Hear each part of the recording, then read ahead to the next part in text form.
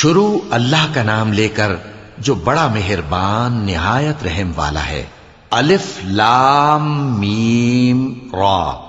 اے نبی، یہ کتاب الہی کی آیتیں ہیں اور جو کچھ تمہارے پروردگار کی طرف سے تم پر نازل ہوا ہے حق ہے، لیکن اکثر لوگ ایمان نہیں لاتے۔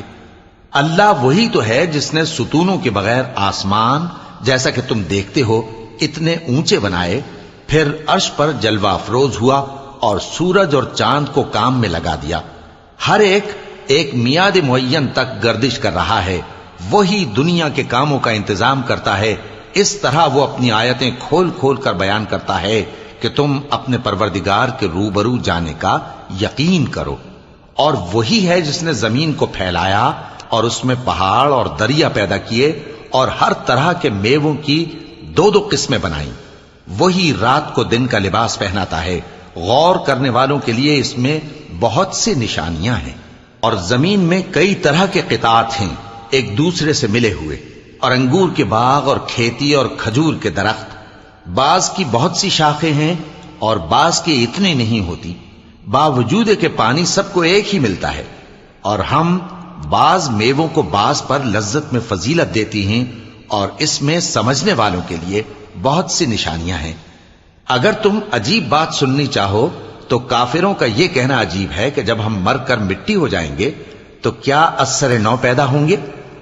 یہی لوگ ہیں جو اپنے پروردگار سے منکر ہوئے ہیں، اور یہی ہیں جن کی گردنوں میں طوق ہوں گے، اور یہی اہل دوزخ ہیں کہ ہمیشہ اس میں جلتے رہیں گے۔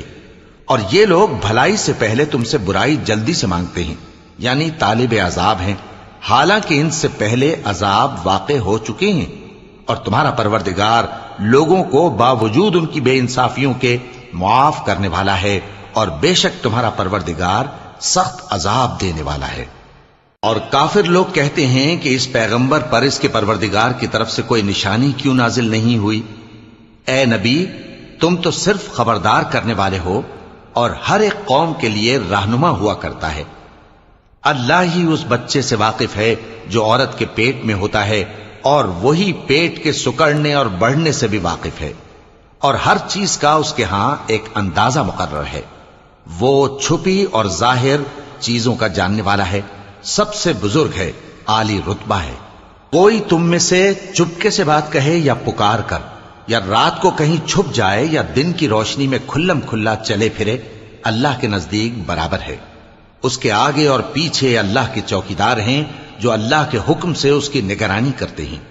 اللہ اس نعمت کو جو کسی قوم کو حاصل ہے نہیں بدلتا جب تک کہ وہ اپنی حالت کو نہ بدلے، اور جب اللہ کسی قوم کے ساتھ برائی کا ارادہ کرتا ہے تو وہ پھر نہیں سکتی، اور اللہ کے سوا ان کا کوئی مددگار نہیں ہوتا۔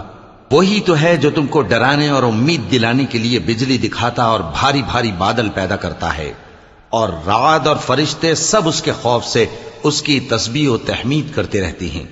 اور وہی بجلیاں بھیجتا ہے، پھر جس پر چاہتا ہے گرا بھی دیتا ہے، جبکہ وہ اللہ کے بارے میں جھگڑتے ہیں، اور وہ بڑی قوت والا ہے۔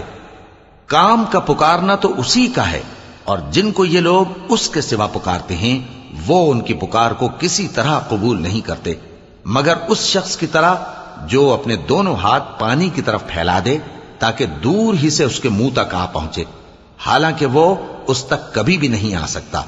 اور اسی طرح کافروں کی پکار بیکار ہے۔ اور جتنی مخلوقات آسمانوں اور زمین میں ہے، خوشی سے یا ناخوشی سے اللہ کے آگے سجدہ کرتی ہے، اور ان کے سائے بھی صبح و شام سجدے کرتے ہیں۔ چونکہ آیت سجدہ تلاوت کی گئی ہے، لہذا سامعین پر سجدہ واجب ہے۔ ان سے پوچھو کہ آسمانوں اور زمین کا پروردگار کون ہے؟ تم ہی کہہ دو کہ اللہ۔ ان سے کہو کہ کیا تم نے اللہ کو چھوڑ کر ایسے لوگوں کو کارساز بنایا ہے جو خود اپنے نفع و نقصان کا بھی اختیار نہیں رکھتے؟ کہو کیا اندھا اور آنکھوں والا برابر ہیں، یا اندھیرا اور اجالا برابر ہو سکتا ہے؟ بھلا ان لوگوں نے جن کو اللہ کا شریک مقرر کیا ہے، کیا انہوں نے اللہ کسی مخلوقات پیدا کی ہے جس کے سبب ان کے لیے مخلوقات مشتبہ ہو گئی ہے؟ کہہ دو کہ اللہ ہی ہر چیز کا پیدا کرنے والا ہے، اور وہ یکتا ہے، بڑا زبردست ہے۔ اسی نے آسمان سے مے برسایا، پھر اس سے اپنے اپنے اندازے کے مطابق نالے بہ نکلے، پھر پانی پر پھولا ہوا جھاگ آ گیا، اور جس چیز کو زیور یا کوئی اور سامان بنانے کے لیے آگ میں تپاتے ہیں اس میں بھی ایسا ہی جھاگ ہوتا ہے۔ اس طرح اللہ حق و باطل کی مثال بیان فرماتا ہے۔ سو جھاگ تو سوکھ کر زائل ہو جاتا ہے، اور پانی جو لوگوں کو فائدہ پہنچاتا ہے وہ زمین میں ٹھہرا رہتا ہے۔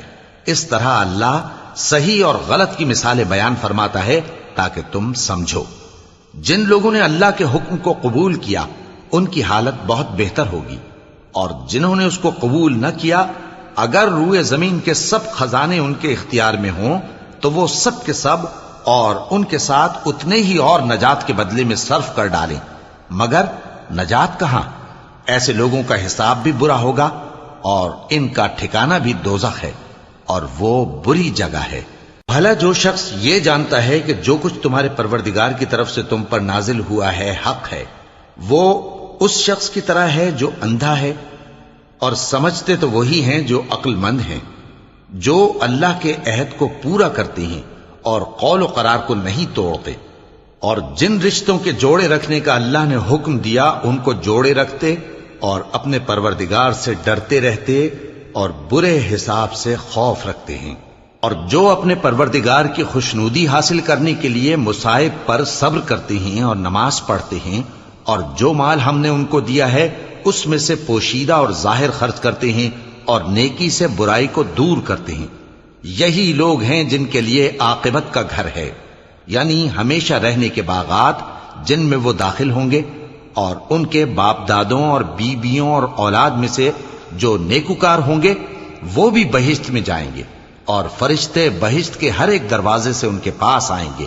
اور کہیں گے تم پر سلام ہو، یہ تمہاری ثابت قدمی کا بدلہ ہے، اور عاقبت کا گھر خوب گھر ہے۔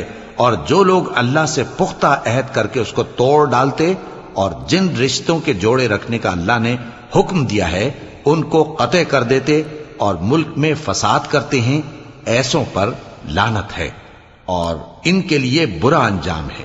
اللہ جس کا چاہتا ہے رزق فراخ کر دیتا ہے اور جس کا چاہتا ہے تنگ کر دیتا ہے، اور کافر لوگ دنیا کی زندگی پر خوش ہو رہے ہیں، اور دنیا کی زندگی آخرت کے مقابلے میں بہت تھوڑا سامان ہے۔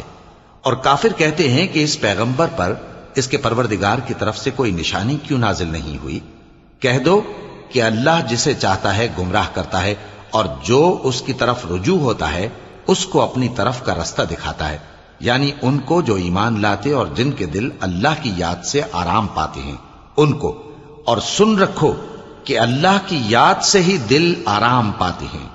جو لوگ ایمان لائے اور عمل نیک کیے ان کے لیے خوشحالی اور عمدہ ٹھکانہ ہے۔ جس طرح ہم پہلے پیغمبر بھیجتے رہے ہیں اسی طرح اے نبی ہم نے تم کو اس امت میں جس سے پہلے بہت سی امتیں گزر چکی ہیں بھیجا ہے، تاکہ تم ان کو وہ کتاب جو ہم نے تمہاری طرف بھیجی ہے پڑھ کر سنا دو۔ اور یہ لوگ رحمان کو نہیں مانتے، کہہ دو وہی تو میرا پروردگار ہے، اس کے سوا کوئی معبود نہیں، میں اسی پر بھروسہ رکھتا ہوں اور اسی کی طرف رجوع کرتا ہوں۔ اور اگر کوئی قرآن ایسا ہوتا کہ اس کی تاثیر سے پہاڑ چل پڑتے یا زمین پھٹ جاتی یا مردوں سے کلام کر سکتے تو کیا یہ لوگ ایمان لے آتے؟ بات یہ ہے کہ سب باتیں اللہ کے اختیار میں ہیں، تو کیا مومنوں کو اس سے اطمینان نہیں ہوا کہ اگر اللہ چاہتا تو سب لوگوں کو ہدایت کے رستے پر چلا دیتا؟ اور کافروں پر ہمیشہ ان کے اعمال کے بدلے آفت آتی رہے گی یا ان کے مکانات کے قریب نازل ہوتی رہے گی یہاں تک کہ اللہ کا وعدہ آ پہنچے۔ بے شک اللہ وعدہ خلاف نہیں کرتا۔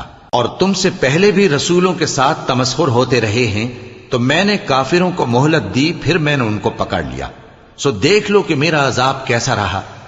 تو کیا وہ جو ہر شخص کے اعمال کا نگراں و نگہبان ہے وہ بتوں کی طرح بے علم و بے خبر ہو سکتا ہے؟ اور ان لوگوں نے اللہ کے شریک مقرر کر رکھے ہیں، ان سے کہو کہ ذرا ان کے نام تو لو۔ کیا تم اسے ایسی چیزیں بتاتے ہو جو روئے زمین پر ہیں اور اسے معلوم نہیں، یا تم لوگ محض سطحی بات کی تقلید کرتے ہو؟ اصل یہ ہے کہ کافروں کو ان کے فریب خوبصورت معلوم ہوتے ہیں اور وہ ہدایت کے رستے سے روک لیے گئے ہیں، اور جسے اللہ گمراہ رہنے دے اسے کوئی ہدایت کرنے والا نہیں۔ ان کو دنیا کی زندگی میں بھی عذاب ہے اور آخرت کا عذاب تو بہت ہی سخت ہے، اور ان کو اللہ کے عذاب سے کوئی بھی بچانے والا نہیں۔ جس جنت کا پرہیزگاروں سے وعدہ کیا گیا ہے اس کی شان یہ ہے کہ اس کے نیچے نہریں بہہ رہی ہیں، اس کے پھل ہمیشہ باقی رہنے والے ہیں اور اس کے سائے بھی۔ یہ ان لوگوں کا انجام ہے جو متقی ہیں، اور کافروں کا انجام دوزخ ہے۔ اور جن لوگوں کو ہم نے کتاب دی ہے وہ اس کتاب سے جو تم پر نازل ہوئی ہے خوش ہوتی ہیں، اور بعض فرقے اس کی بعض باتیں نہیں بھی مانتے۔ کہہ دو کہ مجھ کو یہی حکم ہوا ہے کہ اللہ ہی کی عبادت کروں اور اس کے ساتھ کسی کو شریک نہ بناؤں۔ میں اسی کی طرف بلاتا ہوں اور اسی کی طرف مجھے لوٹنا ہے۔ اور اسی طرح ہم نے اس قرآن کو عربی زبان کا فرمان بنا کر نازل کیا ہے، اور اگر تم علم آ جانے کے بعد ان لوگوں کی خواہشوں کے پیچھے چلو گے تو اللہ کے سامنے کوئی نہ تمہارا مددگار ہوگا اور نہ کوئی بچانے والا۔ اور اے نبی، ہم نے تم سے پہلے بھی پیغمبر بھیجے تھے اور ان کو بیویاں اور اولاد بھی دی تھیں، اور کسی پیغمبر کے اختیار کی بات نہ تھی کہ اللہ کے حکم کے بغیر کوئی نشانی لے آتا۔ ہر حکم قضا کتاب میں لکھا ہوا ہے۔ اللہ جس چیز کو چاہتا ہے مٹا دیتا ہے اور جس کو چاہتا ہے باقی رکھتا ہے، اور اسی کے پاس اصل کتاب ہے۔ اور اگر ہم کوئی عذاب جس کا ان لوگوں سے وعدہ کرتے ہیں تمہیں دکھائیں، یعنی تمہارے روبرو ان پر نازل کریں، یا تمہاری مدت حیات پوری کر دیں، یعنی تمہارے انتقال کے بعد عذاب بھیجیں، تو تمہارا کام ہمارے احکام کا پہنچا دینا ہے اور ہمارا کام حساب لینا ہے۔